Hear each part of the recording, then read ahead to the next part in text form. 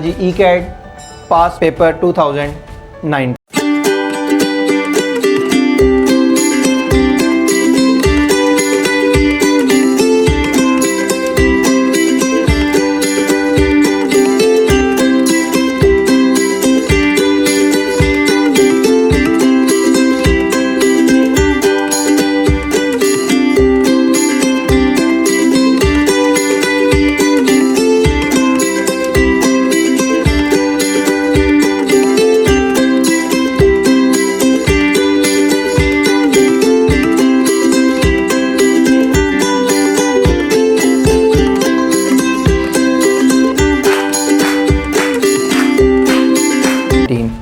तो इस वीडियो को आपने कंप्लीट देखना है। इसमें 30 MCQs जो डिस्कस गए हैं उसको ट्रिक्स के थ्रू भी सॉल्व किया गया है, कुछ ट्रिक्स के बगैर भी सॉल्व किए गए हैं और कुछ को डायरेक्ट भी सॉल्व किया गया है। तो इस सूरत हाल को मद्देनज़र रखते हुए मैंने सारी ये सोचा कि क्यों ना पास पेपर ही बच्चों के साथ डिस्कस कर दिए जाएँ ताकि बच्चों का फ़ायदा हो।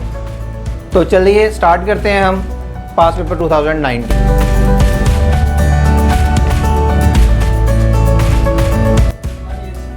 Which of the following is our rational number?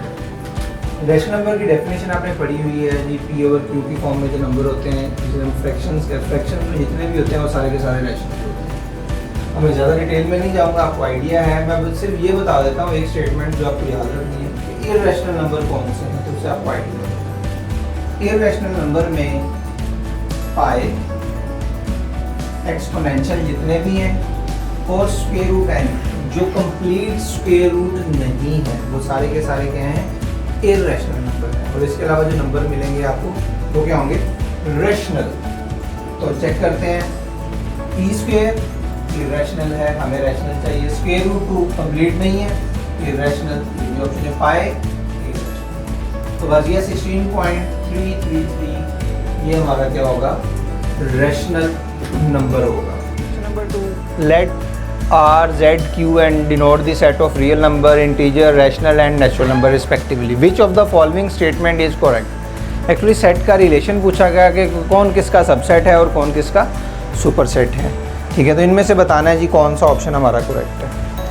एक नोट याद रखें, सारे रिलेशन आपको उसी में मिल जाएंगे। नोट क्या है जी, natural number is always subset of whole number. Whole number is a subset of integers. Even, odd वो सारे के सारे इंटीजर्स में ऐड हो जाएंगे। ठीक है, integer is a subset of rational number. Rational is a subset of real number and real is a subset of complex numbers. ठीक है जी, ये सी डिफरेंट मैंने करने के लिए इस तरह किया है ताकि आपको सबसेट और सी में डिफरेंस नज़र आए। ठीक है, natural number is always subset of whole, whole is subset of integer, integer is subset of rational, rational is subset of real and real is subset of complex number. ये relation है सारे sets के अंदर। ठीक है, आप सोच रहे होंगे कि इर्रेशनल नंबर कहाँ गया। इर्रेशनल नंबर एक्चुअली वो रियल नंबर का सबसेट तो है लेकिन वो रैशनल के साथ उसका कोई लिंक नहीं है, क्योंकि नंबर दो ही होते हैं, या रैशनल होते हैं या इर्रेशनल होते हैं। तो सिर्फ ये याद रखें, आपको सेट्स का आपस में रिलेशन का आइडिया हो जाएगा। तो देखते हैं जी, n is a subset of rational and rational is a subset of real. तो ये देखें, n is a subset of rational जी, बात ठीक है, ये इसी सीक्वेंस से चल रहा है। n z q r ये भी सीक्वेंस आपकी ठीक है। n z r ये भी सीक्वेंस आपकी ठीक है। इसका मतलब ये तीनों ऑप्शन ठीक है। अगर तीनों ठीक है तो इसका ऑप्शन क्या हमें मिल गया, डेल्टा। ऑल ऑफ दिस, सारी की सारी ऑप्शंस ट्रू हैं। Next question 3, a valid expression for the shaded area in the following Venn diagram is। इस डायग्राम में ये जो रेड वाला शेडेड किया हुआ ये एरिया बताना है, ये कौन सा एक्सप्रेशन शो कर रहा है इस रीजन को जो शेडेड किया हुआ है। ठीक है, अगर आप फिगर पे गौर करें तो ये इस वाले और इस वाले का यूनियन है। इस रीजन का और इस रीजन का क्या है, यूनियन है। तो मैं पहले ये रीजन देखता हूँ, ये रीजन है कौन सा। ये वाला सेट ए है, इधर मेंशन कर देते हैं। This one is A, B and this one is C. A और बी का कॉमन पॉइंट है लेकिन ये वाला माइनस किया हुआ है। ए इंटरसेक्शन बी है अगर मैं सी कॉम्प्लीमेंट की बात करूं तो ये सी कॉम्प्लीमेंट में आ जाएगा। तो एक्चुअली ये वाला जो एक्सप्रेशन है ये क्या है, ए इंटरसेक्शन बी तो वैसे मोस्टली ये वाला आएगा, लेकिन ये हमारा इधर से ये वाला माइनस किया होगा तो ये सी कॉम्प्लीमेंट में आ जाएगा। तो सी कॉम्प्लीमेंट में ये वाला होगा तो कॉमन रीजन सिर्फ यही कॉमन वाला बचेगा। तो ये क्या हो गया, इंटरसेक्शन सी कॉम्प्लीमेंट। ये वाला एक्सप्रेशन इसको शो कर रहा है, ये वाला एरिया। अब ये देखते हैं ये किस वाले में है। ये ऑप्शन बी में भी है, ऑप्शन सी में भी है और ऑप्शन डी में भी है। तो इससे एक आइडिया हो गया, ए ऑप्शन तो हमारा नहीं हो सकता आंसर। ठीक है, ये एक टेक्निक है कि आप ऑप्शंस को डिलीट करके आंसर की तरफ जा रहे हैं। ठीक है, अब चेक करते हैं यूनियन सी। क्या इसका यूनियन सी करें तो ऑप्शन बनता है? नहीं, देखने से नज़र आया यूनियन सी करने से ये पूरा इसको आ जाना चाहिए था, ये वाला भी और ये वाला पोर्शन भी इसका आ जाना चाहिए था, लेकिन उसमें नहीं है तो ये भी हमारा आंसर नहीं हो सकता। अब आ जाते हैं, ये फिर वही आ गया union A complement. A complement क्या होगा, ए कॉम्प्लीमेंट में ये बी वाला बाहर वाला पार्ट और ये सी वाला पार्ट आ जाएगा। ठीक है, ए से बाहर वाला जितना भी रीजन है वो आ जाएगा। इंटरसेक्शन सी, जब ए कॉम्प्लीमेंट करेंगे ये वाला, उसका इंटरसेक्शन सी से करेंगे तो उसमें ये वाला रीजन भी ऐड हो रहा है। ये देखें, ये वाला, ये जो बी और सी का कॉमन है ये भी ऐड हो रहा है, तो ये भी हमारी ऑप्शन नहीं हो सकती।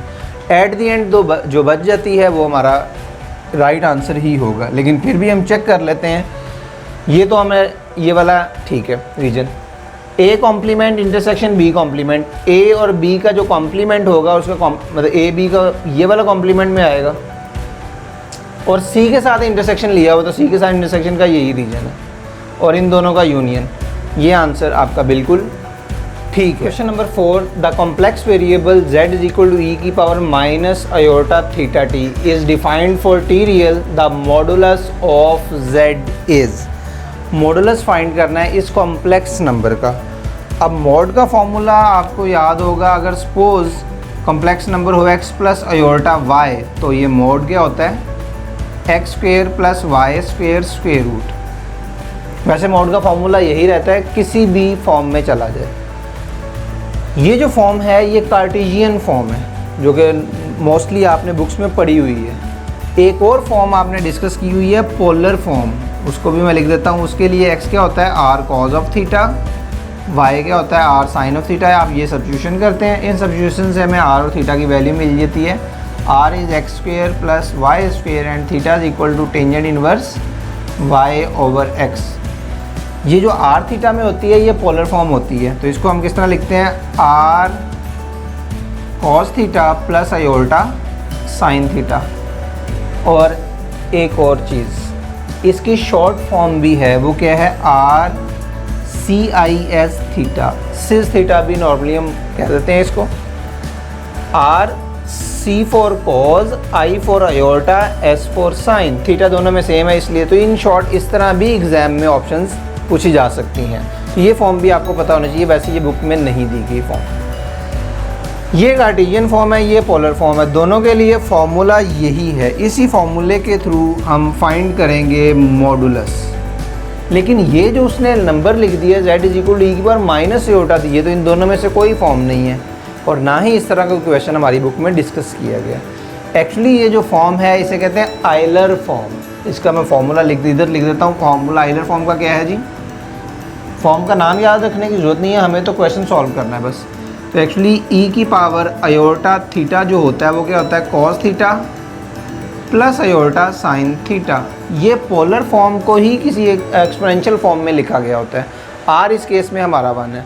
अगर इधर ई की पावर माइनस अयोटा थीटा होगा तो ये क्या बन जाएगा, cos theta minus iota sine theta. इसका रियल पार्ट कॉस थीटा है और इमेजिनरी पार्ट क्या है, साइन थीटा है। लेकिन हमारे वाले क्वेश्चन में माइनस अयोटा थीटा टी है, तो ई की power minus iota theta T, ये क्या बन जाएगा, cause of theta T minus iota sign of theta T. तो इसका आप इजीली मोड फाइंड कर लें। मोड क्या होगा, यही formula x square plus y square square root. X actually real part है, वाई क्या है, इमेजिनरी पार्ट है। तो cos square theta t plus sine square theta t square root. अब cos square plus sine square क्या होएगा, 1, और 1 का स्क्वेयर रूट क्या होगा, 1 ही आएगा। तो ऑप्शन क्या होगी हमारे पास, बीटा ऑप्शन। नेक्स्ट है जी, which of the following set of ordered pair is different from other. अब इस क्वेश्चन में कोई कॉन्सेप्ट नहीं है, बस आपसे क्वेश्चन कह दी कौन सा डिफरेंट है। अब आपको जज करना है, ये आप इंटेलिजेंट IQ चेक हो रहा है आपका कि किस तरह आप चेक करोगे। एक क्वेश्चन मुझे बताइए, क्या सेट के अंदर हम नंबर्स को जगह चेंज कर सकते हैं? बिल्कुल कर सकते हैं। मतलब अगर सेट लिखा हो 1 2 3 तो हम इसको अगर 3 2 1 लिख दें तो कोई हर्ज नहीं। तो पोजीशंस जो एलिमेंट्स होते हैं वो आगे पीछे हो सकते हैं, इससे कोई फ़र्क नहीं पड़ता। तो देखते हैं, ये सेट है, सेट के एलिमेंट क्या है? 1 2 3 4 5 6, ये सेट का एलिमेंट है।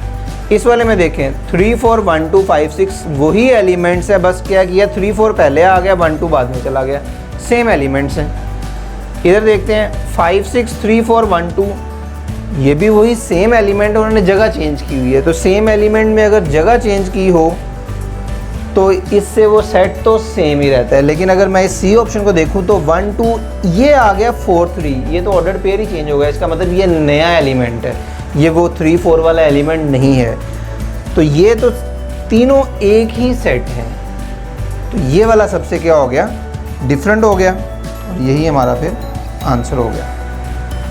Next, following two questions relate to a system of linear homogeneous equation express matrix as follows. ये मैट्रिक्स फॉर्म में एक सोल्यूशन दे दिया गया आपको।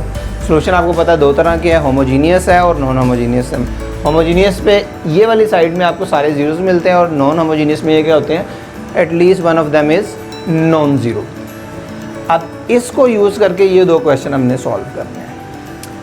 फर्स्ट क्वेश्चन क्या है? Rank of the matrix is, इस मैट्रिक्स का रैंक क्या होगा? अब मैट्रिक्स है कौन सा?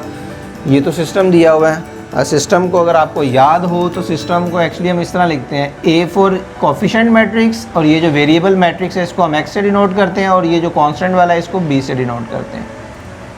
ax is equal to b, b इस केस में हमारा 0 है क्योंकि सिस्टम क्या है?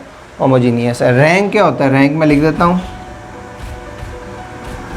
Number of non zero rows in echelon form.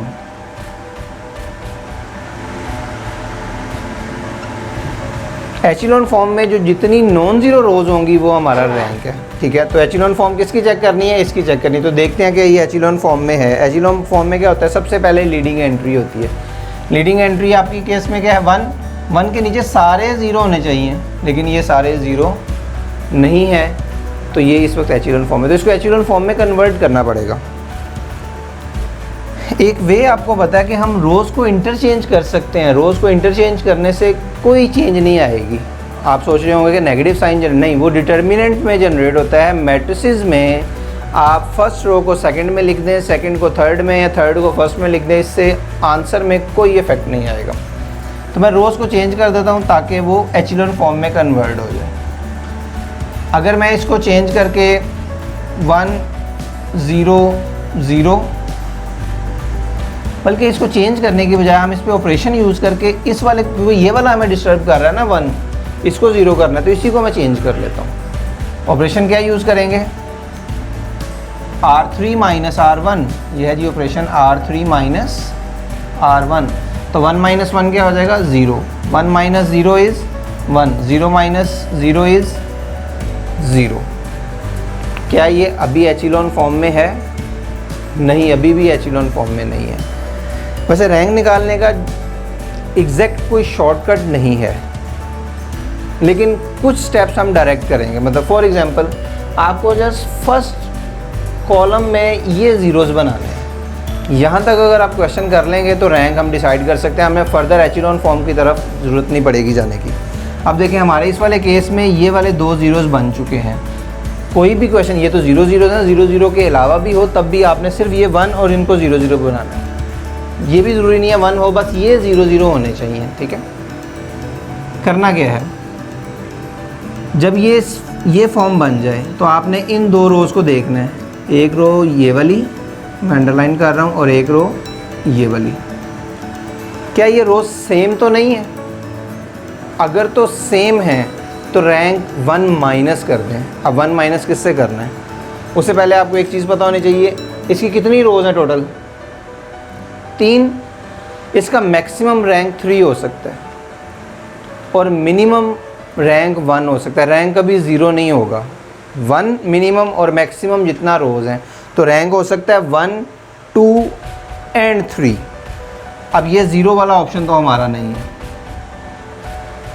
अब 1 भी पॉसिबिलिटी है, 2 भी है, 3 भी है। तो ये स्टेप्स में कन्वर्ट करने के बाद आपने देखना है जी, अगर तो ये दोनों रोज़ सेम हैं या एक दूसरे का मल्टीपल हैं, तो आपने रैंक कम कर देना। कम किससे करना है? जितनी रोज़ हैं उसमें से कम कर देना है। अब इसकी रोज़ कितनी थी? 3, तो उसमें से -1 कर दें, तो ये क्या बच जाएगा? 2। ये हमें आंसर मिल जाएगा। अगर ये मल्टीपल नहीं है, ये दोनों डिफरेंट हैं, तो फिर रैंक 3 ही होगा। ठीक है जी। तो इस तरह सिर्फ इस वाले कॉलम को आपने 0 0 करना है। अगर ये R2 और R3 एक दूसरे का मल्टीपल हैं, मतलब कि मल्टीप्लाई करने से तीसरी रो बन जाती है, तो फिर आपने एक रैंक, जितनी रोज़ हैं उसमें से 1 माइनस कर देना, तो आपको रैंक मिल जाएगा। और अगर मल्टीपल नहीं है तो टोटल जितनी रोज़ होंगी इस वाले केस में उतना ही आपका क्या होगा? रैंक होगा। तो इस केस में रैंक 2 है। Next, how many solution does this system have? इस सिस्टम के कितने सोल्यूशन हैं? अब सिस्टम हमारे पास मैंने लिखा है AX = B। आपको याद होगा जो सिस्टम का सोल्यूशन है वो डिपेंड करता है इस कोफिशिएंट मैट्रिक्स पे। अगर ये कोफिशिएंट मैट्रिक्स जो आपने याद किया हुआ है, अगर इसका आंसर 0 आ जाए, 2 पॉसिबिलिटीज़ हैं, और ऐसा भी तो हो सकता है उसका डिटर्मिनेंट क्या हो? नॉन ज़ीरो हो। अगर तो इन केस डिटर्मिनेंट 0 है तो इसका नॉन ट्रिवियल सोल्यूशन आएगा, नॉन ट्रिवियल सोल्यूशन। और अगर इन केस नॉन ज़ीरो है तो ये क्या होगा? Trivial solution.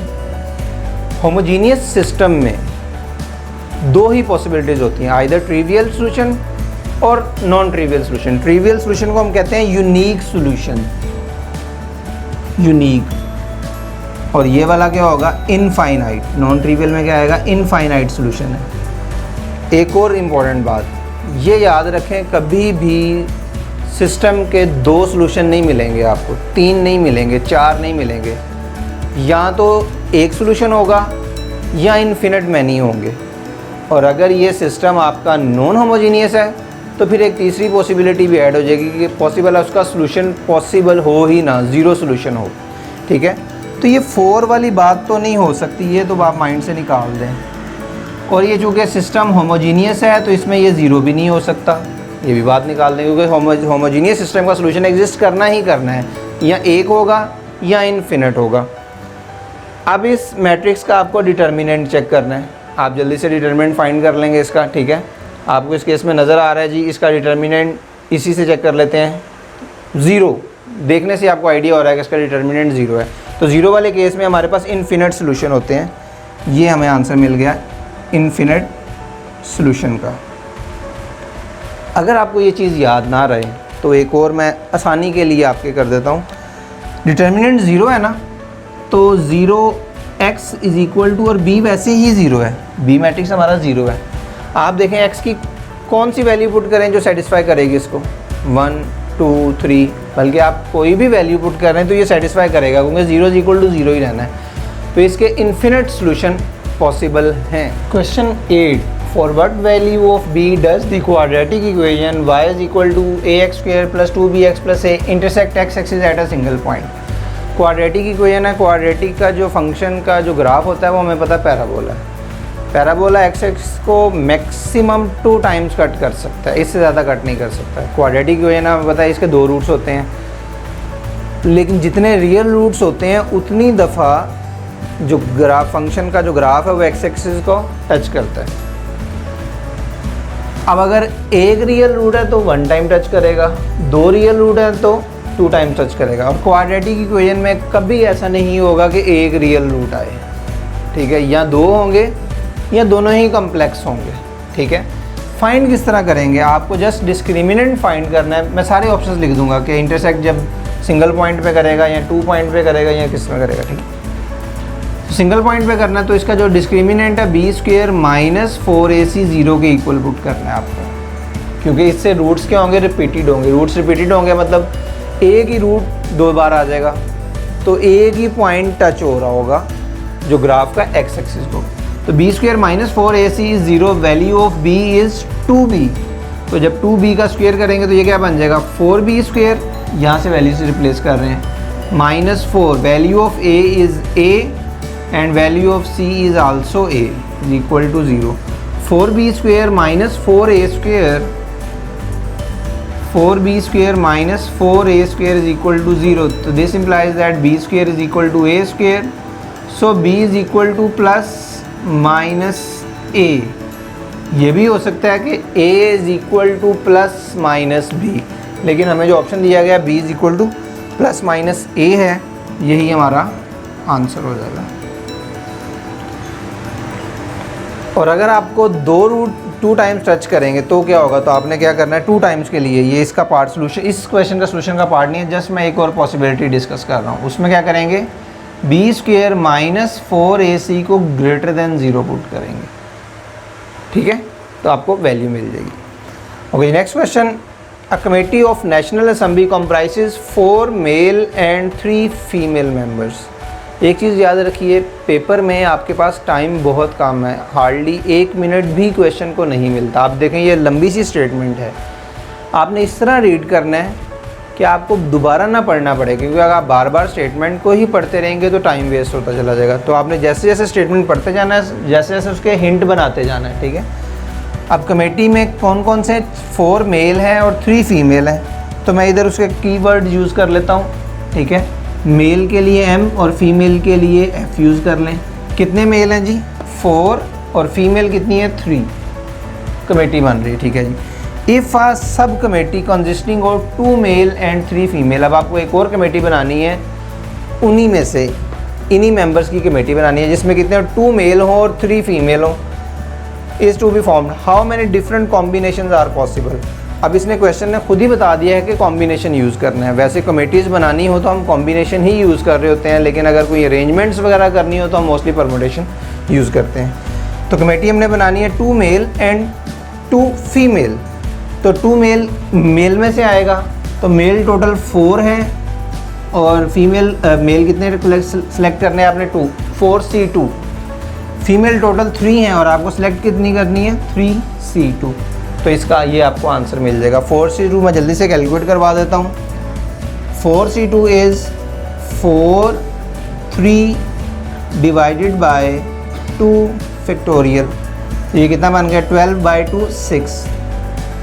सिमिलरली 3c2 क्या होगा, 3c2 is 3 2 divided by 2 factorial which is equal to 3। ये तो नंबर छोटे थे तो इजीली कैलकुलेट हो गए, ठीक है। ऐसे भी हैं, अब डायरेक्ट किस तरह करना है मैं आपको एक एक्सप्लेन कर देता हूँ।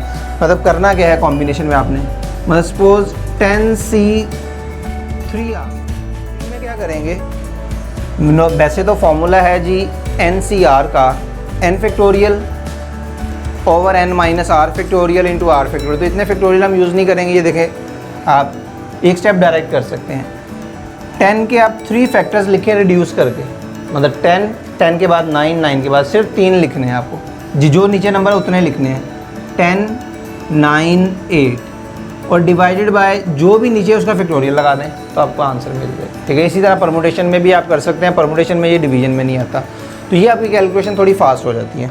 तो हमारे केस में आंसर आ गया 6 और इधर क्या आ गया 3, तो हमने जस्ट इनको मल्टीप्लाई करना है। 6 मल्टीप्लाई बाय 3 इज़ 18, ये ऑप्शन मिल गई हमें। नेक्स्ट क्वेश्चन 10 है, अ bag contain 4 red balls and 3 green balls 1 blue ball. अब फिर 3 आ गई, स्टेटमेंट बड़ी है तो हम इसको नोट डाउन करते चले जाते हैं। रेड बॉल्स हैं R for red, green G और ब्लू बॉल के लिए B यूज़ कर लेते हैं। रेड कितनी है जी 4, ग्रीन कितनी है 3 और 1 blue ball. A student picks 2 balls from the bag, one after another without replacement. मतलब ये इसने क्वेश्चन ने ये कहा कि आपने एक बॉल पिक कर ली है, अब दूसरी पिक करनी है। पहले वाली बॉल जो पिक है वो वापस नहीं रखनी। 2 पॉसिबिलिटीज़ होती हैं, एक क्वेश्चन होता है विदाउट रिप्लेसमेंट और एक होता है विद रिप्लेसमेंट। ये इस वक्त विदाउट रिप्लेसमेंट है। विद रिप्लेसमेंट वाला क्या होगा, आपने जो बॉल सेलेक्ट की वो वापस अंदर रख देनी है, तो इसका वो दोबारा काउंट होगी, लेकिन इस केस में वो दोबारा काउंट नहीं होगी। Given that the first ball picked is blue, what is the probability that the second ball is also blue. अब ब्लू हमारे पास बॉल ही एक है, ठीक है। सेकंड, जब ब्लू बॉल आपने निकाल के बाहर रख दी, अब आपके पास बैग में जो बॉल्स हैं वो सिर्फ रेड और ग्रीन रहेंगी।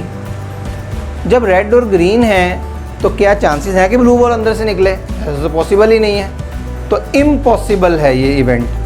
तो what is the probability that second ball, तो प्रोबेबिलिटी बतानी है, तो इम्पॉसिबल इवेंट की प्रोबेबिलिटी क्या होती है? 0। इस केस में कोई भी बॉल आपको, एक जब निकल गया तो दूसरा बॉल आपको नहीं मिलेगा, तो प्रोबेबिलिटी 0 हो जाएगी। Question 11, if y is equal, हाँ लॉग वाला क्वेश्चन बड़ा इंपॉर्टेंट है। ई कार्ड में ऑलमोस्ट हर साल पेपर में लॉग का क्वेश्चन लाजमी पूछा जाता है, इसलिए इस पे मैं एक अलग वीडियो बना दूंगा, लेकिन फिल वक्त इसको मैं डायरेक्ट एक प्रॉपर्टी बताता हूँ जो इसमें यूज़ हो रही है। पहले इसको सिंप्लीफाई कर लेते हैं, बाद में प्रॉपर्टी भी डिस्कस कर लेता हूँ।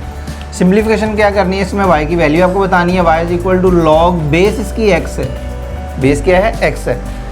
ये सारी x की पावर्स हैं, तो इन सबको x की पावर्स को कंबाइन कर लेते हैं। तो x की पावर, ये वाली पावर क्या है? 1/2 मल्टीप्लाई, और जब बेस सेम हो तो पावर्स क्या हो जाती हैं? ऐड हो जाती हैं। ये 1/2 है और इसकी पावर 3 है, तो 1/2 इंटू 3 इज़ 3/2, तो ये 3/2 हो गया। और ये -3 है, -3 जब नोमिनेटर में जाएगा तो ये क्या हो जाएगा?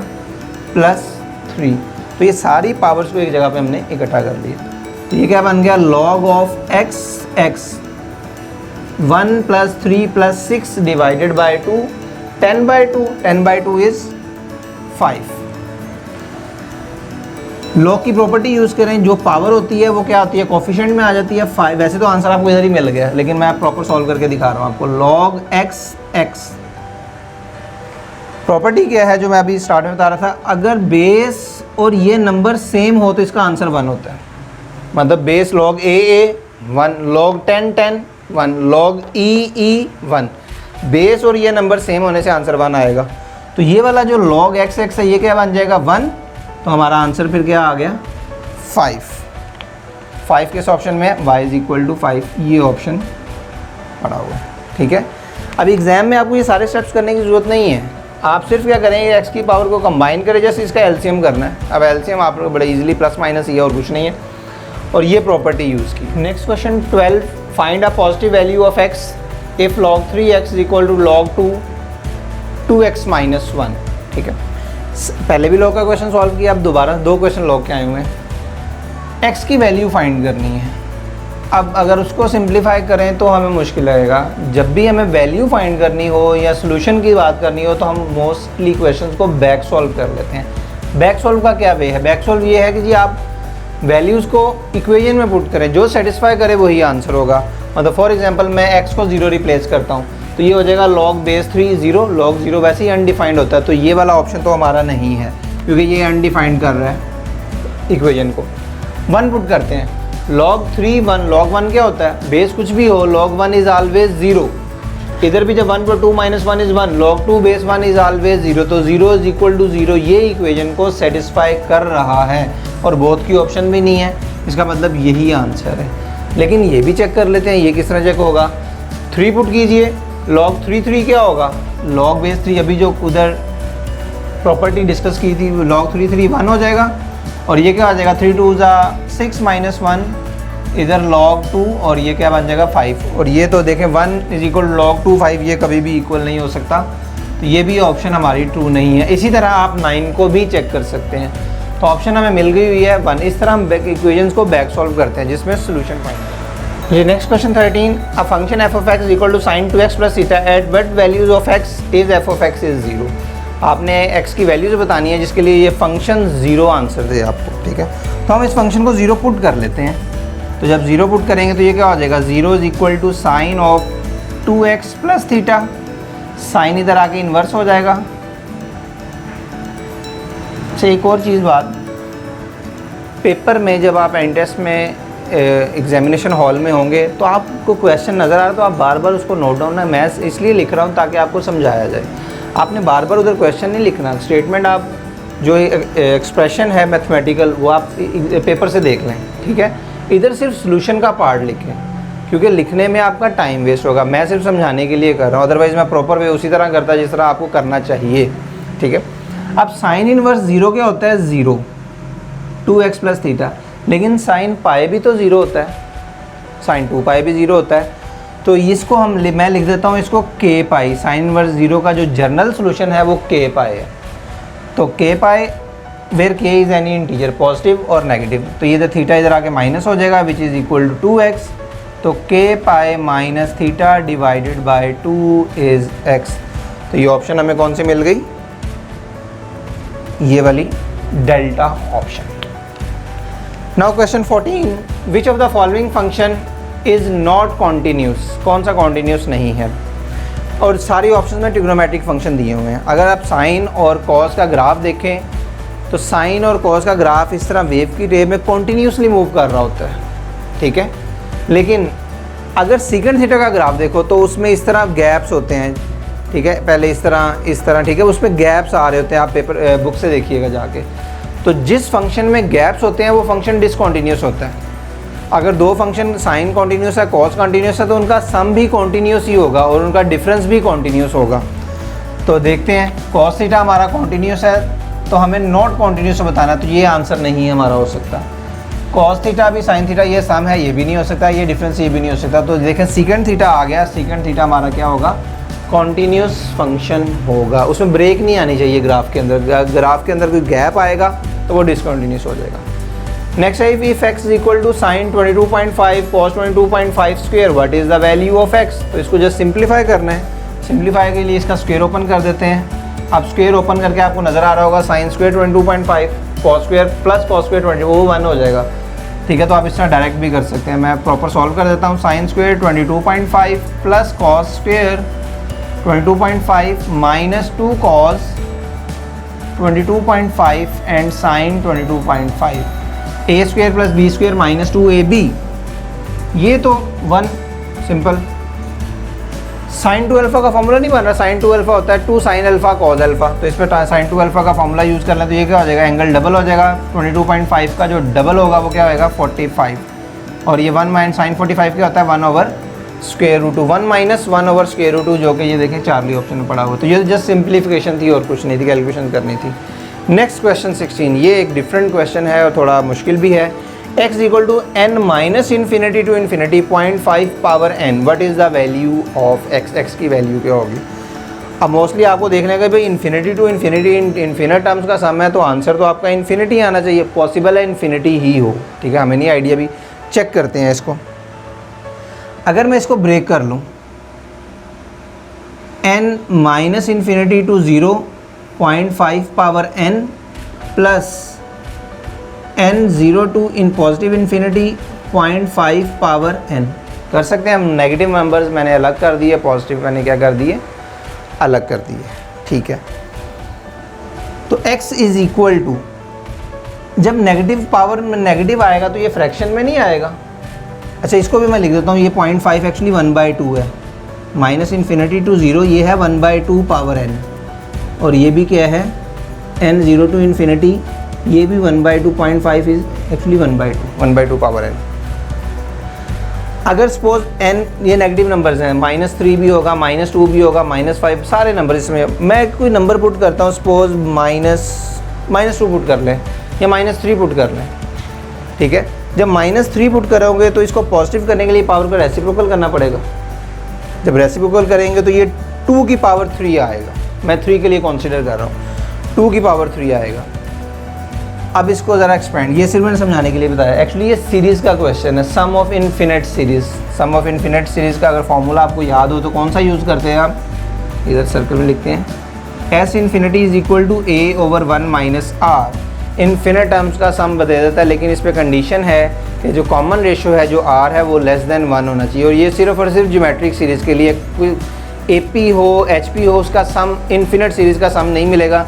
सिर्फ GP का मिल सकता है, वो भी किस केस में, जब कॉमन रेशो क्या होगी, लेस देन 1 होगी। तो इस केस में अगर इसको एक्सपेंड करें तो 1/2 की पावर माइनस इन 1/2 की पावर -10 -2, तो ये 2 की पावर कुछ बन रही थी, तो इसकी कॉमन रेशो लेस देन 1 नहीं रहती, तो ये क्या हो जाएगा, इसका सम तो इन्फिनिट आएगा, मतलब इसका पॉसिबल नहीं है। लेकिन अगर इस वाले को देखें, वैसे तो इसका आंसर मुझे पता चल गया, जब ये इन्फिनिटी है तो ये कुछ भी आए तो ये सम हो गया इन्फिनिटी ही होगा, तो इसका आंसर इन्फिनिटी आ जाएगा। लेकिन अगर सपोज यही क्वेश्चन, और ये पेपर में क्वेश्चन पास पेपर में पहले आया हुआ है कि समेशन n 0 टू इन्फिनिटी 1/2 की पावर n की वैल्यू बताएं, तो उसको मैं प्रॉपर सेट, वैसे हमें आंसर मिल गया वो इन्फिनिटी है, क्योंकि ये वाला एक्सप्रेशन आपको आंसर नहीं दे रहा। उसको सॉल्व करने का तरीका बताता हूँ। क्या करना है, आप इसकी पावर एक्सपेंड करो तो 1/2 0 से स्टार्ट हो रहा है। जब 0 से स्टार्ट करोगे तो ये हो जाएगा 1/2 की पावर 0 प्लस 1/2 की पावर 1 प्लस 1/2 की power 2 up to so on, और इन्फिनिटी तक जाएगा। अब इसकी कॉमन रेशो देखो जीपी बन रही है, जीपी कॉमन रेशो 1/2 है विच इज़ लेस देन 1, तो ये फॉर्मूला हम यूज़ कर सकते हैं। जब ये फॉर्मूला यूज़ करेंगे तो सम क्या आ जाएगा, फर्स्ट टर्म इज़ 1, क्योंकि पावर 0 है, तो 1 माइनस कॉमन रेशो इज़ 1/2, तो 1 माइनस 2 इज़ 1/2, तो सम 2 आ जाएगा। तो इस वाली सीरीज़ का टर्म 2 है, लेकिन इसका इन्फिनिट है, तो infinity plus 2 is infinity. 17 if dy by dt is minus y which of the following is true. तो ये सिंपल डिफरेंशियल इक्वेशन है, इसको सिंप्लीफाई करना है। डिफरेंशियल इक्वेशन को सिंप्लीफाई करने के लिए इंटीग्रेट करना पड़ता है, तो ये, और ये सारी की सारी सेपरेबल है, तो ये क्या करेंगे, dy ये इधर आ जाएगा minus y is equal to d t. Integrate करेंगे तो ये वाला, ये माइनस है उधर उस साइड पे भेज दें, और इंटीग्रेट करेंगे, इसको इंटीग्रेट करेंगे तो ये क्या हो जाएगा, natural log y is equal to minus t और प्लस एक कांस्टेंट c यूज़ कर रहे हैं, ठीक है। तो जब ये लॉग यहाँ से रिमूव कर देंगे तो ये क्या हो जाएगा, y is equal to e की पावर माइनस टी और e की पावर c, e की power minus T plus c होगा, तो मैंने इसको दोनों को सेपरेट कर दिया। तो y is equal to e की पावर माइनस टी सिर्फ आंसर है, इधर e की पावर c भी है साथ, लेकिन इधर ऑप्शन में क्या दिया हुआ है, e की पावर माइनस टी, तो कोई बात नहीं। कांस्टेंट की वैल्यू हमें पता कुछ भी हो सकती है, e की पावर c है, इसको मैं एक नया कांस्टेंट लिख देता हूँ c डैश, और पॉसिबिलिटी है कि c डैश 1 हो, जो कि हमारे ऑप्शन में हमें दिया भी गया है कि वाई टी ई की पावर माइनस टी है। तो कांस्टेंट में वेरी हो सकता है, c हो सकता है, c/2 होता है, 3c हो सकता है, लेकिन फंक्शन आपका चेंज नहीं होना चाहिए, इस चीज़ का आपने ख्याल रखना है। तो ये हमारा सी ऑप्शन हो गया। Next, if y is equal to -1 to 1 mod t dt which of the following is correct. कौन सी आपकी ऑप्शन क्या है, करेक्ट है। मॉड फंक्शन है, मॉड फंक्शन याद रखिए हमेशा किसी ना किसी पॉइंट पे ब्रेक होता है। मॉड फंक्शन वो किस पॉइंट पे ब्रेक करना है, जिस पॉइंट पे ये फंक्शन 0 हो रहा है। अब ये किस पॉइंट पे 0 होता है, 0 पुट करने से, और 0 इस लिमिट में भी है, ठीक है। तो 0 पे हमें इस लिमिट को ब्रेक करना पड़ेगा, तो -1 to 0 देन 0 to 1 और t आएगा। ये ब्रेक आपका -1 to 0 और ये 0 to 1, लेकिन ये भी है ऑप्शन। तो ये दो ऑप्शन पॉसिबिलिटी है, ए और बी नहीं हो सकती। अब ब्रेक में करने का तरीका बता देता हूँ आपको किस तरह करना है आपने।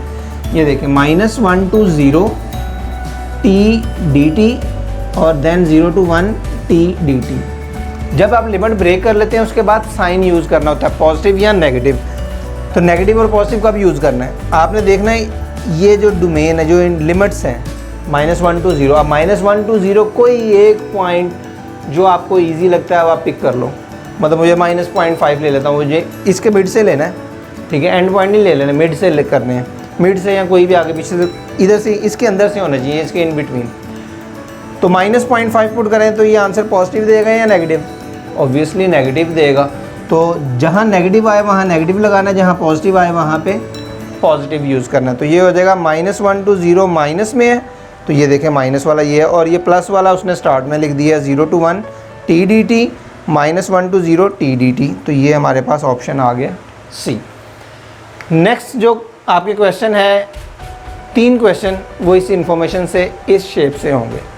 क्या है, ये circle of radius centre, radius 1 है, सेंटर्ड एट z0, ये सेंटर आपको शो किया हुआ है। Intersect the straight line at 2 coordinates c और d shown in the figure. The figure is not drawn to scale. Answer the following 3 using this information.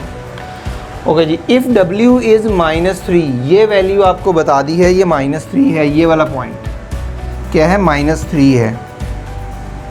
तो ये value हमें किसकी मिल रही है, -3, इसमें x की वैल्यू क्या है, 0 है। तो इधर मैं लिख देता हूँ w के कोऑर्डिनेट्स आ जाएंगे 0 और -3, ये हमें ये इन्फॉर्मेशन बता रही है। और z4 बता दी है आपको, अगर z4 है तो इसका सेंटर क्या हो गया, 4 0। अब सेंटर जो है सर्कल में, सर्कल की इक्वेशन हमें बतानी है ना, सर्कल की और इस लाइन की इक्वेशन बतानी है। सर्कल में जो इक्वेशन का सेंटर होता है वो होता है -g एंड -f। यहाँ हम लिखते हैं जी minus coefficient of x divide by 2 minus coefficient of y divided by 2। -g और f x और y के कोफिशिएंट होते हैं। y तो इस केस में वैसे ही 0 है, ठीक है। y देखें इधर नहीं है, इधर नहीं है, इधर में y है। तो हमारा सेंटर हमें चाहिए 40। चैप्टर 6 के जो मोस्टली क्वेश्चन हम बैक सॉल्व कर रहे होते हैं, इन्फॉर्मेशन हमें पता होती है, हम उसी को यूज़ करके बैक सोल्यूशन कर रहे होंगे। तो 40 में चाहिए, इसका मतलब x का कोफिशिएंट है, y वाली टर्म नहीं है। y वाली टर्म इन दोनों में है, तो ये ऑप्शन तो हम पहले ही निकाल देते हैं, ये आंसर नहीं हो सकता। अब x इसमें भी है और इसमें भी है, इसका भी जब 2 से डिवाइड करेंगे तो ये 4 और ये 0, 4, इन दोनों का सेंटर 40 है। अब आ जाते हैं लाइन पे, लाइन डिसाइड करेंगे। अब लाइन की डायरेक्शन देखें किस तरफ है, ये वाली, इस तरफ जितनी भी डायरेक्शन, ये डायरेक्शन देख लें किस तरफ चल रही है, ठीक है। इस तरफ कोई भी डायरेक्शन होगी ना, इस तरफ, उसकी स्लोप पॉजिटिव आएगी। क्या होगी? स्लोप पॉजिटिव आएगी। और जिसकी डायरेक्शन लाइन की इस तरफ होगी, ऐसे को, ठीक है, उसकी स्लोप क्या होगी? नेगेटिव होगी। तो स्लोप से ही हमें आइडिया हो जाएगा। अब अगर इसकी स्लोप चेक करें, स्लोप आप इक्वेशन से डायरेक्ट देख सकते हैं, y = mx + c, जब इस साइड पे जाएगा तो m की वैल्यू 1 है, स्लोप पॉजिटिव है। स्लोप पॉजिटिव हमें इधर ही मिल गया, और लाइन की डायरेक्शन से हमें आइडिया हो रहा है कि इसकी स्लोप क्या है? पॉजिटिव है। तो इसकी स्लोप पॉजिटिव है। अगर इसकी स्लोप चेक करें तो इसकी स्लोप आएगी -1, ठीक है। वो y = mx + c वाले फॉर्मूले से कंपेयर करके मैंने बताया आपको। तो ऑप्शन क्या मिल गया हमें? Option next question 20, what are the point of intersection if the equation of circle and the line are as follow. ये सर्कल की इक्वेशन है, ये लाइन का पॉइंट ऑफ इंटरसेक्शन फाइंड करना है। तो हम इनको साइमल्टेनियसली सॉल्व नहीं करेंगे, जैसे इस तरह करेंगे कि कौन सा पॉइंट इसको सेटिस्फाई कर रहा है, बल्कि दोनों को कर रहा है। तो पहले इस वाले में चेक करना ज़्यादा आसान है, तो मैं इसको पहले चेक करूँगा। ये वाला फर्स्ट ही पॉइंट से चेक कर लेते हैं। x = 2, y = 0, when x = 2, y = 0, जी बिल्कुल ये सेटिस्फाई, 2, 0 इसको सेटिस्फाई कर रहा है। साथ ही ये भी चेक कर लेते हैं, 3 and 1, 3, x3 1, 1 - 3 -2 हाँ जी, ये दोनों पॉइंट इस इक्वेशन को तो सेटिस्फाई कर रहे हैं, ठीक है। ये आंसर हो सकता है। सिर्फ ये नहीं चेक करना कि एक को, बल्कि दूसरी को भी चेक करना है, लेकिन वो दूसरी थोड़ी सी मुश्किल है। तो मैं क्या करता हूँ, ये पॉइंट्स इसी में चेक कर लेता हूँ, तो मुझे आंसर पता चल जाएगा कि ये वाला नहीं है, ये वाला नहीं है, तो कोई होगा। ये तो सेटिस्फाई कर रहे हैं। 3, 0, व्हेन 3x = 3, y = 0, ये सेटिस्फाई नहीं कर रहा है इसी को, तो इसका मतलब ये तो आंसर हो ही नहीं सकता ना। इसको तो बात की आंसर पॉसिबल है। 2, 1, x = 2, y = 1, तो 1 = 0, ये भी पॉसिबल नहीं है। 2, 1, फिर 2, 1 इधर था, तो इधर चेक करने की जरूरत नहीं है, ये भी आंसर नहीं है। तो ये एक ही आंसर है। देखिए, एक ही इक्वेशन से हमने इसका आंसर फाइंड कर लिया। नेक्स्ट क्वेश्चन है, what is the angle of theta if the equation of circle and line are as follows. ये सर्कल की इक्वेशन, नए वाले सर्कल की और इस लाइन की आपको बतानी है। अगर इस लाइन को मैं सिंप्लीफाई करूँ, एंगल हमारा ये वाला थीटा, ठीक है। तो आपको ये ट्राइंगल शेप नहीं नज़र आ रही, ये वाली, ये देखें, ठीक है। इसको मैं इधर ड्रॉ कर लेता हूँ ताकि आपको एक्सप्लेन कर सकूँ। इस तरह कोई शेप है ये वाली, और ये जो पॉइंट है ये सर्कल का सेंटर है, और सेंटर हमें इधर से नज़र आ रहा है, क्या है? 3, 0, 3 and 0। और ये वाली इक्वेशन क्या है? y = x + 2। इस केस में स्लोप क्या है? 1। स्लोप 1 का मतलब है स्लोप हमारा टेंजेंट भी तो होता है, तो अल्फ़ा की वैल्यू क्या आ गई? 45 डिग्री। मतलब ये लाइन आपकी एंगल कितना बना रही है? 45 डिग्री। हमें एक्चुअली ये फाइंड करना है। ये वाला मिल गया क्या? 45 डिग्री। अच्छा, इसको बल्कि आपको एक्सप्लेन करने के लिए मैं फिगर ज़रा एग्जैक्ट बना दूं ताकि आपको आइडिया हो जाए। ये सेंटर है जो कि है 3, 0। ये एंगल आपका 45 डिग्री है। आपको ये वाला फाइंड करना है, ये वाला एंगल, ठीक है। वो आपको डायग्राम से नज़र आ रहा है। अब देखें, सेंटर से ये पॉइंट C है और वो वाला पॉइंट क्या है? D है। ये मैं सपोज कर लेता हूँ ये सेंटर O है। OC और OD क्या डिस्टेंस आपके पास हैं? जी बिल्कुल है। उसने इक्वेशन में कहा हुआ है रेडियस क्या है? 1 है। अगर रेडियस 1 है तो OC और OC का डिस्टेंस क्या है? सेम है। ये भी 1 है और ये भी 1 है। और आपको पता है अगर साइड सेम है तो एंगल भी क्या होंगे? सेम होंगे। अब 1 के हम ऑपोजिट 45 है, तो इस 1 के ऑपोजिट भी क्या होगा? 45 डिग्री। ये आ गया 45 डिग्री। 45 + 45 90, तो थर्ड एंगल क्या होगा? 90 डिग्री ही तो होगा। तो ये ऑप्शन हमें मिल गया 90 डिग्री का। Next question 22, the determinant is equal to, ये वैल्यू डिटर्मिनेंट की है, ठीक है। इस डिटर्मिनेंट की वैल्यू बतानी है क्या हो। अब डिटर्मिनेंट में क्या करेंगे? अगर 2 रोज़ या 2 कॉलम आइडेंटिकल हो जाए तो आंसर 0 होता है। तो आप देखें, इस दोनों रो को ऐड करें, ये बुक का ही क्वेश्चन है। दोनों कॉलम्स को ऐड करें, तो ये हो जाएगा alpha plus beta plus gamma, alpha plus beta plus gamma, alpha plus beta, और कॉमन निकल आएगा। तो ये 1 1 1 और ये भी 1 1 1 है। अब दोनों रोज़ आपकी आइडेंटिकल हो गई हैं, तो आंसर क्या होगा 0। नेक्स्ट है द स्लोप। स्लोप को हम ग्रेडियंट भी वर्ड यूज़ करते हैं, अगर सिंपल ग्रेडियंट कह दिया गया तब भी मतलब स्लोप ही है। Of the curve this is 15, इस कर्व की स्लोप 15 है। When x coordinates are, x के कोऑर्डिनेट्स कौन से होंगे जब स्लोप आपकी क्या होगी 15 होगी। जो स्लोप होता है वो सिंपल डेरिवेटिव है और कुछ नहीं है, ठीक है। तो इसका डेरिवेटिव फाइंड कर लेते हैं। इधर स्पेस नहीं है, मैं इधर सॉल्व कर देता हूँ। तो डेरिवेटिव क्या आएगा, dy by D x which is 3x square minus 6x minus 9। Derivative में जब पॉइंट पुट करते हैं तो वो स्लोप मिल जाती है, और स्लोप उसने पहले से बता दी कि ये 15। इसका मतलब है ये जो स्लोप है, इसको मैं लिख देता हूँ, ये एक्चुअली डेरिवेटिव क्या है, स्लोप है। और ये किसके इक्वल होगी, 15 के इक्वल होगी। तो इक्वेशन क्या बन गई, 3x स्क्वेयर माइनस 6x, 15 जब इधर आएगा minus 9 and 15 is minus 24 is equal to 0। इस इक्वेशन को फर्दर सिंप्लीफाई करें तो ये क्या बन जाएगी, x square minus 2x minus 8 is equal to 0। 3 common है, 3 कॉमन ले लें या डिवाइड कर दें, एक ही बात है। ये एक्स स्क्वेयर हो जाएगा, ये 2x होगा, और ये क्या हो जाएगा 24 का 8 हो गया।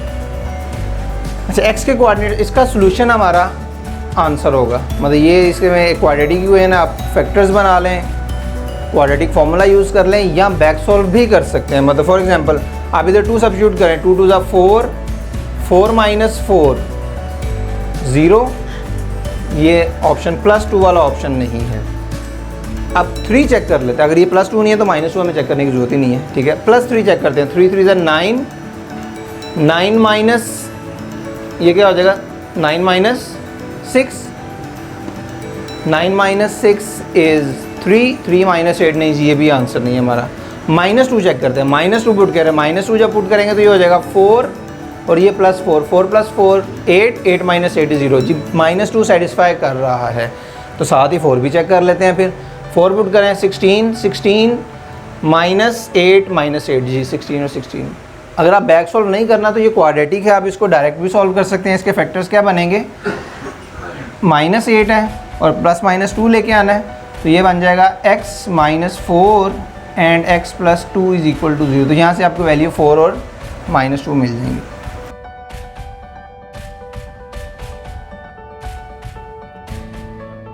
Question 24, what is the value of 0 to 4x of t dt। Actually इससे 2 क्वेश्चन है, क्वेश्चन 24 और क्वेश्चन 25। आपने वैल्यू बतानी है 0 to 4x of t dt की, और x of t कहीं डिफाइंड नहीं है, ये आपने इस डायग्राम से शो करना है। ये t एक्सिस है, ये x of t है, ठीक है। x of t ये सिर्फ ग्राफ रिप्रेजेंट कर रहा है। अब यहाँ पे 2 पॉसिबिलिटीज़ हैं, बट क्या कन्फ्यूजन हो सकती है। अगर तो वो क्वेश्चन में एरिया लिख देता तो क्या आंसर आना था। अब उसने क्वेश्चन में सिर्फ integration 0 to 4x of t की वैल्यू पूछी है, तो तब क्या आंसर आएगा। क्या आंसर सेम आएगा या डिफरेंट आएगा, ये मैं आपको एक्सप्लेन करता हूँ। अच्छा, x of t 0 to 4, actually ये 0 है और ये 4 तक आपको ग्राफ जितना है, ग्राफ अंडर एरिया ये फाइंड करना है। एक्चुअली एरिया नहीं फाइंड करना, बस आपको वैल्यू फाइंड करनी है 0 to 4 वैल्यू क्या आएगी। ये तो क्लियर है कि जितने भी ग्राफ जो है बिलो दी एक्सिस होता है उसका इंटीग्रेशन का आंसर हमें नेगेटिव मिलता है। इंटीग्रेशन का आंसर हमें नेगेटिव, इस बात का आपने ख्याल रखना है। चलते हैं जी इसकी वैल्यूज़ की तरफ। अगर मैं चूँकि फंक्शन नहीं गिवन इसलिए हम एरियाज़ को यूज़ करेंगे। ये हमें एक ट्रायंगल शेप मिल रही है। अब ट्रायंगल का जो बेसिक फार्मूला होता है वो क्या होता है, एरिया 1/2 बेस इंटू हाइट। इस केस में बेस कितनी है 1, और हाइट भी देखें ये मैक्सिमम 1 तक है। तो 1/2 base into height, 1/2 into 1 cross 1, तो इसका एरिया आ जाएगा 1/2। इसी तरह इसकी भी बेस 1 है, हाइट 1 है, तो ये भी 1/2 आ जाएगा। इसकी भी बेस हाइट 1 है, तो ये भी 1/2। ये तो 3 ट्राइंगल के एरिया आ गए 1/2 जो वैल्यूज़ थी। अब इस वाला देखते हैं, ये रेक्टेंगल है, rectangle length multiply by width होता है, तो 1 to 2 1 और ये भी 1, तो इसका एरिया क्या आएगा 1 वैल्यू। अब मैं फिर बता दूं, हम एरिया नहीं फाइंड कर रहे हैं, हम इंटीग्रेशन की वैल्यू बताएंगे। और अभी मैंने बताया कि जो बिलो दी एक्सिस है एक ग्राफ, वो इंटीग्रेशन आपको नेगेटिव आंसर दे रही होती है। ठीक है, तो पहले मैं इस क्वेश्चन का आंसर करता हूँ, फिर अगर एरिया पूछा तो फिर क्या आंसर होता। अच्छा, वैल्यू हमने बतानी है, तो अबव तो पॉजिटिव वैल्यू आएगी लेकिन बिलो नेगेटिव आएगा आंसर। ठीक है, तो ये 1/2 + 1/2 1 + 1 2। अबव द एक्सिस का एरिया 2 है, लेकिन जो बिलो है वो नज़र तो 1/2 आ रहा है, लेकिन जो इंटीग्रेशन की वैल्यू है वो -1/2 आएगी। तो 2 - 1/2 कितना हो जाएगा? 1.5, और हमें यही वैल्यू बतानी है, ये इसका आंसर है। अगर इन केस यही क्वेश्चन में ये कह देता कि जी आप एरिया बताएं, what is the area of this function, तो एरिया के लिए हमें जो बिलो द ग्राफ है इंटीग्रेशन की वैल्यू हम नेगेटिव कंसीडर नहीं करते, हम उसको भी पॉजिटिव कंसीडर करेंगे। तो उस केस में क्या होगा? 2 और फिर ये ऐड हो जाएगा 2 + 1/2 विच इज़ 2.5। तो अगर एरिया आपसे पूछा जाता तो आपने 2.5 आंसर करना है, और इस केस में जो कि वैल्यू पूछी गई है तो जितने बिलो दी एक्सिस ग्राफ होंगे वो नेगेटिव वैल्यू आपने यूज़ करनी। Next 26, the minimum value of f of x x - 1 whole square -2 for feasible region x is less than equal to 2 and x is greater than equal to -2 is. Minimum value बतानी है इस reason में। आप ये देखो, ये जो function दिया गया है ये क्वाड्रेटिक नहीं है, क्वाड्रेटिक है। तो जो क्वाड्रेटिक इक्वेशन का जो ग्राफ होता है वो क्या होता है? पैराबोला। और पैराबोला की जो मिनिमम वैल्यू या मैक्सिमम वैल्यू होती है वो उसका वर्टेक्स होता है। ठीक है, और वर्टेक्स किस तरह फाइंड करने हैं ये मैंने एक अलग वीडियो में आपको सिखाया हुआ है, वो आप आई के निशान से चेक कर सकते हैं। अच्छा, तो इसका हमें पहले वो मैं सिंप्लीफाई करके उसका वर्टेक्स फाइंड करना है ना, तो सिंप्लीफाई कर लेते हैं f of x को। f of x क्या होगा? x² + 1 - 2x - 2, सो x² - 2x - 1 ये ग्राफ है। x² का कोफिशिएंट पॉजिटिव है तो ये पैराबोला अपवर्ड है, पैराबोला अपवर्ड है तो इसकी वैल्यू मिनिमम होगी, जो कि क्वेश्चन में भी उसने बताई हुई है। तो वैल्यू वर्टेक्स फाइंड करना है, वर्टेक्स के लिए क्या करना है? जस्ट आपको डेरिवेटिव फाइंड करना है। इसका डेरिवेटिव क्या होगा? 2x - 2, इसको 0 पुट कर दें तो x की वैल्यू क्या आ गई? 1। तो जो वर्टेक्स का x कंपोनेंट है वो 1 है। अब ऑप्शन में देखिए 1 किस में है? -1 एट x = 2, x = 0, x = ये सिर्फ x = 1 है, तो x = 1 है। ये पॉइंट -2 क्या है? आप x1 को आप इधर पुट कर दें फंक्शन में। जब x1 को फंक्शन में पुट करेंगे तो ये 1 - 1 0 -2 आ जाएगा। तो इस तरह हमें जस्ट वर्टेक्स फाइंड करना था और कुछ भी नहीं करना। और ये वर्टेक्स का शॉर्टकट है, वो आई के निशान में आपको वीडियो मिल जाएगी जिसमें ये शॉर्टकट बताया गया है। वैसे मैंने इधर भी एक्सप्लेन कर दिया। ठीक है, तो ऑप्शन हो गया D. Next, if f1 and f2, इसमें दोनों फंक्शन सेम है, सिर्फ a और b का डिफरेंस है। तो which of the following statement is correct? f1 f2 has different maximum and minimum values as well as stationary point. अब इन सब में स्टेशनरी पॉइंट का डिस्कस किया गया। स्टेशनरी पॉइंट क्या होता है? ऐसा पॉइंट, वो पॉइंट जिसमें फंक्शन का जो डेरिवेटिव है वो 0 होता है। मतलब आपने स्टेशनरी पॉइंट अगर फाइंड करने हैं तो हम क्या करते हैं? Put f' of x = 0। जिन जिन पॉइंट पे फर्स्ट डेरिवेटिव 0 होता है वो आपका स्टेशनरी पॉइंट होता है। अब जब फर्स्ट डेरिवेटिव लेंगे उसमें a और b तो कोई रोल प्ले नहीं करेगा, क्योंकि वो जो भी कांस्टेंट होंगे, चाहे a और b कुछ भी हों, वो 0 हो जाएंगे। तो ये बाकी दो टर्म सेम है, इसका मतलब इनके स्टेशनरी पॉइंट सेम आएंगे। तो देखते हैं स्टेशनरी पॉइंट सेम कहाँ पे हैं। एक सेम स्टेशनरी पॉइंट इधर दिया गया है, डिफरेंट स्टेशनरी पॉइंट है, ये तो हो ही नहीं सकता ना। सेम स्टेशनरी पॉइंट सिर्फ यहीं पे दिया गया है, तो यही हमारा आंसर है। वैसे दो सारी ऑप्शन में पढ़ के भी बता देता हूँ। f1 and f2 have different maximum minimum value as well as stationary point तो सेम होंगे, वो डिफरेंट नहीं हो सकते, इसलिए ये ऑप्शन तो नहीं है, इसको रिमूव कर दें। सेकंड था f1 f2 have same maximum minimum value but different stationary point. भाई स्टेशनरी पॉइंट तो सेम है, डिफरेंट तो हो ही नहीं सकते, इसलिए ये ऑप्शन पहले निकल गई। f1 f2 have different maximum minimum but same station. हाँ जी, स्टेशनरी पॉइंट सेम है, लेकिन ये कैसे गारंटी होगी कि डिफरेंट मैक्सिमम मिनिमम है? मैक्सिमम और मिनिमम वैल्यू मिलती उस वक्त जब आप स्टेशनरी पॉइंट को फंक्शन में पुट करते हैं। ये वाले फंक्शन आप जब इस फंक्शन में पुट करेंगे, अब ये a और b डिफरेंट है, चाहे ये सेम है, लेकिन जब आप वैल्यू ये जो भी स्टेशनरी पॉइंट मिलेंगे, इस केस में आपको जो भी मिलेंगे, आप जब पुट करोगे तो ये दोनों डिफरेंट आंसर देंगे। जब दोनों डिफरेंट आंसर देंगे तो इनकी वैल्यूज़ भी क्या होंगी? फिर डिफरेंट ही होंगी। तो इस वजह से सी ऑप्शन हमारा करेक्ट आंसर है। Next 28, f of x = 1/3x³ - 2x, which of the following is correct? कौन सा करेक्ट है। अब इसमें फिर आपको लोकल मैक्सिमम लोकल मिनिमम की बात की हुई है। लोकल मैक्सिमम और लोकल मिनिमम स्टेशनरी पॉइंट पे ही होता है, तो इसका डेरिवेटिव लेके 0 पुट करके पहले स्टेशनरी पॉइंट फाइंड कर लेते हैं। तो डेरिवेटिव क्या आएगा, एक्स स्क्वेयर 3 कैंसिल हो जाएगा, माइनस 4x प्लस 3, ये है जी एफ डैश ऑफ एक्स। इसको 0 पुट कर लें, x square minus 4x plus 3। इसको सिंप्लीफाई कर लेते हैं, क्वाड्रेटिक फार्मूला यूज़ कर लें, चाहे मिड टर्म ब्रेकिंग कर लें, फैक्टर्स बना लें, जैसे आपको ईजी लगता है। तो इसके फैक्टर्स बन जाएंगे, x square minus 4x plus 3 है तो 3x plus 3x minus 3 and x minus 1। तो यहाँ से आपको दो वैल्यूज़ मिल गई, एक 3 और एक 1।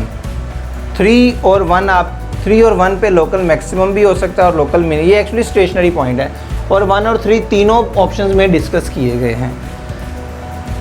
अब चेक करते हैं f of s as local minimum value. अब लोकल मैक्सिमम या लोकल मिनिमम के लिए हम सेकंड डेरिवेटिव टेस्ट यूज़ करते हैं। तो इसका सेकंड डेरिवेटिव क्या होगा, F double dash of x which is 2x minus 4।